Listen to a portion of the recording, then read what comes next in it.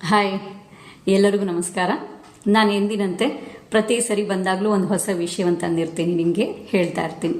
So ಇವತ್ತಿನ ವಿಷಯ ಅನ್ನೋಕ್ಕಿಂತ ನನ್ನ ಜೀವನದಲ್ಲಿ ಆಗಿರುವಂಥ ಅದ್ಭುತವಾದಂತಹ ಬದಲಾವಣೆಗೆ, ಪರಿವರ್ತನೆಗೆ ಏನು ಕಾರಣ ಆಯಿತು, ನನ್ನ ಲೈಫಲ್ಲಿ ಮಹಾ ಪರಿವರ್ತನೆಯನ್ನು ನಾನು ಹೇಗೆ ಕಂಡುಕೊಂಡೆ ಅನ್ನುವಂಥದ್ದನ್ನು ಒಂದೆರಡು ಮಾಹಿತಿಯನ್ನು, ಅನಿಸಿಕೆಯನ್ನು ನಿಮ್ಮ ಹತ್ರ ಹಂಚ್ಕೊಳ್ಬೇಕು ಅಂತ ಅಂದ್ಕೊಳ್ತಾ ಇದ್ದೀನಿ.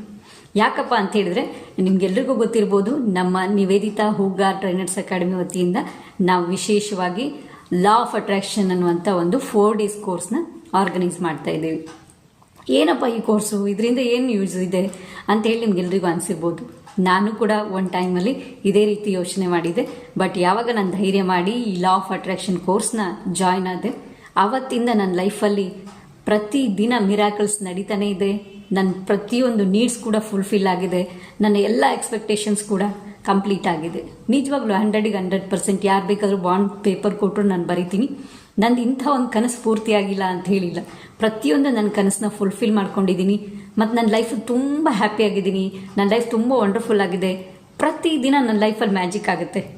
ಪ್ರತಿದಿನ ಏನಂತ ಹೇಳಿದ್ರೆ ನನ್ನ ಲೈಫಲ್ಲಿ ಮ್ಯಾಜಿಕ್ ಆಗ್ತಾ ಇರುತ್ತೆ. ಚಮತ್ಕಾರದ ಮೇಲೆ ಚಮತ್ಕಾರ ಆಗ್ತಿರುತ್ತೆ. ನನಗೆ ಅನಿಸ್ತಿರ್ತಿದೆಯಲ್ಲ, ಹೇಗೆ ಸಾಧ್ಯ ಆಯಿತು ಅಂತ ಹೇಳಿ. ರಿಯಲಿ ಇದಕ್ಕೊಂದು ಕಾರಣ ಇದೆ. ಏನು ಅಂತ ಹೇಳಿದ್ರೆ, ನಾನು ಲಾ ಆಫ್ ಅಟ್ರಾಕ್ಷನ್ ಕೋರ್ಸ್ಗೆ ಜಾಯ್ನ್ ಆದೆ.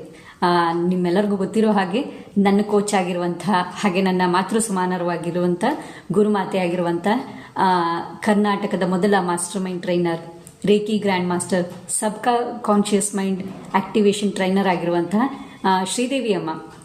ಶ್ರೀದೇವಿ ಹೂಗಾರ್, ಇವರು ಆರ್ಗನೈಸ್ ಮಾಡಿರುವಂಥ ಲಾ ಆಫ್ ಅಟ್ರಾಕ್ಷನ್ ಕೋರ್ಸಲ್ಲಿ ನಾನು ಒಂದು ಟೈಮಲ್ಲಿ ಜಾಯ್ನ್ ಆದೆ.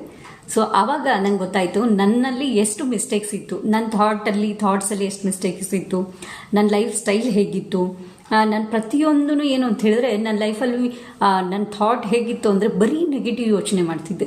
ಅದು ನಂಗೆ ಯೂಸ್ ಇಲ್ಲ, ಅದ್ರ ಬಗ್ಗೆನೇ ಯೋಚನೆ ಮಾಡೋದು, ಬರೀ ಅದು ಯಾರೋ ನನ್ನ ಮುಂದೆ ಪಾಸ್ ಆದ್ರಿಂದ ಅವ್ರಿಗೂ ನಂಗೆ ಸಂಬಂಧನೇ ಇಲ್ಲ, ಯಾರೋ ದಾರಿಲಿ ಹೋಗುವಂಥವ್ರು, ಅವ್ರ ಬಗ್ಗೆ ಯೋಚನೆ ಮಾಡೋದು, ಇವ್ರು ಹೇಗೆ, ಹಾಗೆ, ಏನು, ಸುಮ್ಮನೆ ಈ ಥರದ್ದು ಅನ್ನೆಸೆಸರಿ ಯೋಚನೆಗಳನ್ನ ಮಾಡ್ತಿರ್ತಿದ್ದೆ. ಮತ್ತು ಯಾವಾಗಲೂ ನೆಗೆಟಿವ್ ಮಾಡ್ತಿದ್ದೆ. ಬೆಳಗ್ಗೆ ಎದ್ದಿದ ತಕ್ಷಣ ಏನೋ ಬೇಕು ನೋಡಿದೆ, ಅಥವಾ ಯಾರನ್ನಾದ್ರು ನೋಡಿದ್ರೆ, ಇವತ್ತು ನನ್ನ ಲೈಫ್, ನನ್ನ ಇಡೀ ದಿನ ಹೇಗಿರುತ್ತೆ, ನಾನು ಇವ್ರು ನೋಡಿಬಿಟ್ಟೆ, ಹಂಗಾಗ್ಬಿಡ್ತು, ಹಿಂಗಾಗ್ಬಿಡ್ತು, ಜಾಸ್ತಿ ಹಾಕ್ಬಿಟ್ರೆ ಎಲ್ಲಿ ಇವತ್ತು ಅರ್ತು ಬಿಡ್ತೀನೋ ಇರುತ್ತೆ. ಬರೀ ಯಾವುದು ಬೇಕಾಗಿರುವಂಥದ್ದು ಇದೆಯೋ, ನನಗೇನು ಬೇಕೋ ಅದ್ರ ಬಗ್ಗೆ ಯೋಚನೆ ಮಾಡ್ತಿರಲಿಲ್ಲ. ಯಾವುದು ಬೇಡವಾಗಿತ್ತೋ ಅದರಲ್ಲಿ ಯೋಚನೆಗಳನ್ನ ಕಳೆದ ಇಡೀ ದಿನ ನನ್ನ ಟೈಮ್ ಎಲ್ಲ ವೇಸ್ಟ್ ಆಗೋಗ್ಬಿಡ್ತಿತ್ತು. ಮತ್ತು ಇನ್ನೊಂದೇನು ಅಂತೇಳಿದ್ರೆ, ನನ್ನಲ್ಲಿರುವಂಥ ಸ್ಪೆಷಲ್ ಕ್ವಾಲಿಟೀಸ್ ಇರ್ಬೋದು, ನನ್ನಲ್ಲಿ ಏನು ಸ್ಪೆಷಾಲಿಟಿ ಇದೆಯೋ ಅದನ್ನು ನೋಡೋಕ್ಕಿಂತ ಬರೀ ಏನು ವೀಕ್ನೆಸ್ ಇದೆಯೋ ಅದ್ರ ಬಗ್ಗೆನೇ ಜಾಸ್ತಿ ನಾನು ಗಮನ ಕೊಡ್ತಿದ್ದೆ. ನನಗಿದು ಬರೋದಿಲ್ಲ, ನನ್ನ ಕೈಯಿಂದ ಇದಾಗೋದಿಲ್ಲ, ನಾನು ಇದನ್ನು ಮಾಡ್ತೀನ, ನಾನು ಫೇಲ್ ಆಗಿಬಿಡ್ತೀನೇನೋ, ನಾನು ಸಕ್ಸಸ್ ಆಗೋದಿಲ್ವೇನೋ, ನಾನು ಇದನ್ನು ಕಂಪ್ಲೀಟ್ ಮಾಡೋದಿಲ್ವೇನೋ,